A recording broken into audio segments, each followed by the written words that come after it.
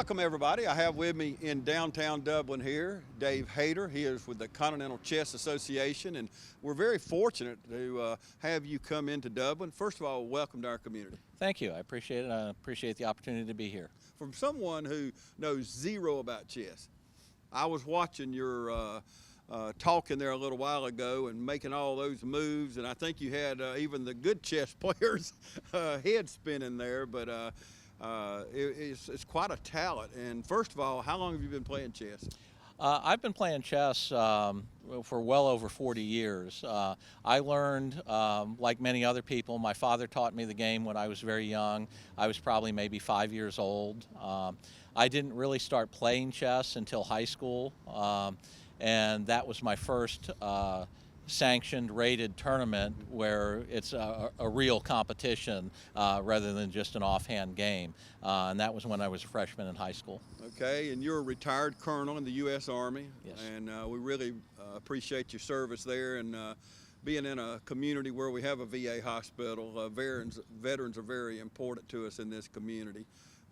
So we do appreciate that, and I know you played a lot in the Army.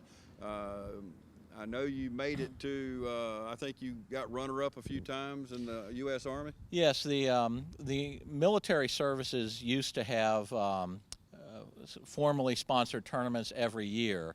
Unfortunately, in today's environment of budget cuts and everything else, chess was one of the things that's been cut. That's been cut a few years back.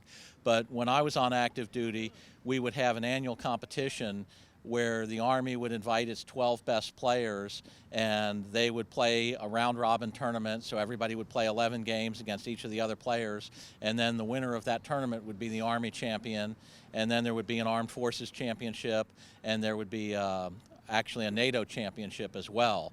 And at one time, I was one of the only I was the player who played in more consecutive Army championships, more Armed Forces championships, and more NATO championships than anyone else on active duty. So that was a record that I'm proud of. What parts of the world have you traveled in the Army? As far as being stationed, I spent a lot of years in Korea. I spent 3 tours in Korea, 4 years. I spent a lot of time in the Middle East. I was stationed at Fort Stewart, Georgia for 3 years, and while I was there, I deployed twice to Iraq. I worked for Army Central Command. They used to be headquartered in Atlanta. They're now headquartered at Shaw Air Force Base, and Central Command has responsibility for the Middle East portion of the world, and I spent an awful lot of time in Kuwait, Qatar, Iraq, a lot of countries there.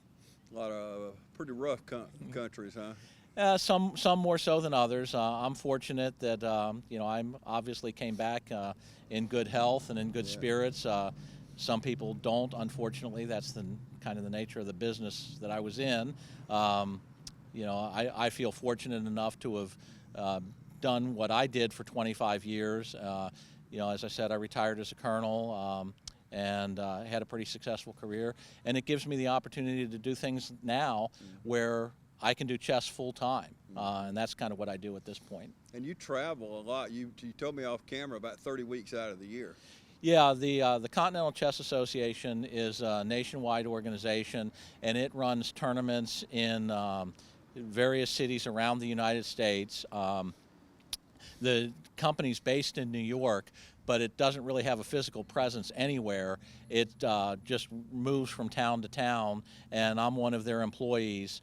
For instance, I was telling some folks there, right now it's a little bit of our downtime because it's right after the start of the year. We're going to go from President's Day to Easter, 8 weeks in a row there.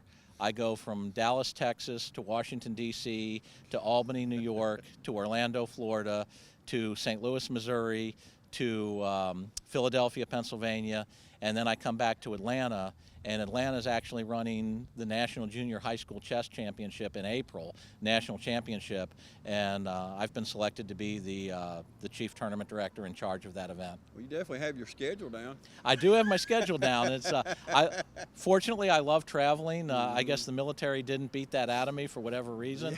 Now I travel, it's more fun. I get to stay in hotels rather than the woods. Yeah. And I get to go around and do what I want to do, which is run chess tournaments, talk to friends, promote the game of chess, and I just have a blast doing it. And how many people at one time have you played? You know, I've done where I've played as many as 20 or 30 people at the same time.